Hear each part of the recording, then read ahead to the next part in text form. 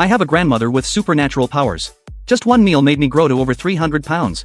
We went back to the countryside to see grandma on vacation. Dad drove. My sister was in the passenger seat, and I was squeezed to death by my mom. Mom showed off her figure and the cab behind me didn't dare to overtake her.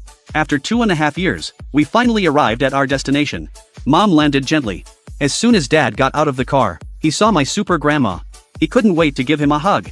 But Grandma ignored him and moved to my sister and me in a flash. Grandma was very pleased with my sister's behavior. But in her eyes, I was all skin and bones. In his mind, he had a vision of me being abused. He was going to teach my mom a lesson. But Mom didn't dare to say a word. Only my sister knew. I was actually fat as a pig. But Grandma made a big meal anyway. My sister and I gobbled it up. Grandma was very satisfied. But Mom and Dad didn't even dare to move their chopsticks. I was so happy to be full. But he brought me 2 more bowls. 2.5 years later, my sister and I couldn't eat anymore. We grabbed the last piece of meat and ate it all. Just as we were about to get up, Grandma pushed me back down. You can't eat a meal without some fruit. We had no choice but to keep eating. Thanks to my sister and I's efforts, we ate all the fruits. But at that moment, another plate was cut in the blink of an eye. 2.5 years later, my sister and I finally finished. Grandma brought out another plate of snacks. I can't eat anymore. I really can't eat anymore. But Grandma thought it was because she didn't cook well. I rushed over to her and said I could still eat.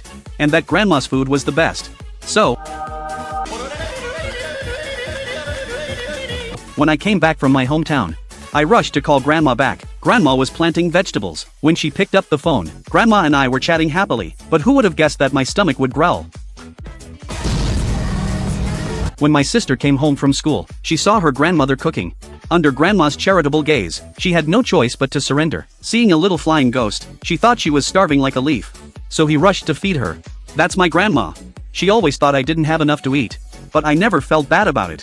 Because Grandma was old. As long as she's happy. My grandma also said that people have 2 arms. It's for embracing the one you love.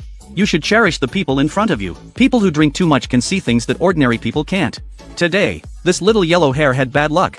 He tripped over a ghost on the road and was hospitalized the next moment. Legend has it that road ghosts are the souls of those who died in traffic accidents. They are trapped on the road and can never leave. His name is Noodle. He was a little boy who loved flowers. But because he was trapped in the middle of the road, he couldn't move. Now Noodle can never touch his favorite flower again. This was originally a sad story, until a passing little Pipio saw it, and scared little Pipio into the ground. The next moment he realized he was a ghost too. So the two of them fell in love with each other. Noodle cried to little Pipio and told him what happened to him.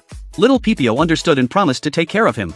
He immediately used his supernatural power to take him off the road. This was the first time Noodle felt the joy of flying. Little Pipio took him to the beach. They watched the beautiful night view of the sea together. This was Noodle's first time at the beach. He was accidentally washed away by the sea. Little Pipio took him to all kinds of places. Noodle, who had never been off the road before, was very happy. Finally, after a long night's play, they floated shakily back home. And little Pipio thought of a good place to put Noodle. In the neighbor's garden. Noodle looked at the kind uncle and accepted little Pipio's offer. And so, in the neighbor's garden, there was another Noodle who would come out at any time. And Noodle finally gets the little flower he's been longing for. The cold winter weather is driving me crazy inside. I'm going to propose to my goddess tonight. I'm so happy to think about it. In order to win her heart, I had to make a delicious cake. However, after I made it, my sister couldn't stand the smell of it. So I had to prepare other gifts. First, I took a little bit of flowers from the guy next door. He realized it when he turned around and I had already wrapped the flowers. I've already wrapped the flowers and prepared a variety of gifts. The goddess will be very happy. A cute little Pipio for the goddess. Then we'll pack it all up and take it with us. And of course, a handsome outfit. Finally, I wrote a 10,000-word love letter, which I'm sure will be very touching. On Christmas night, the goddess and I arranged to meet under the Christmas tree. But as soon as we met, I didn't have time to send her flowers. She had to go to dinner. I had to follow her. We had a romantic candlelight dinner first. Suddenly she dropped her fork on the floor. I took advantage of this moment to take out the cupcakes I had prepared so carefully. Afterwards, the goddess always failed to catch the dolls. I wanted to take this opportunity to propose to her, but I couldn't find the courage.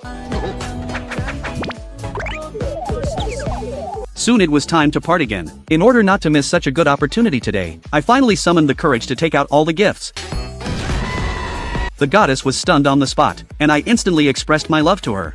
At this moment, the sky was filled with fireworks.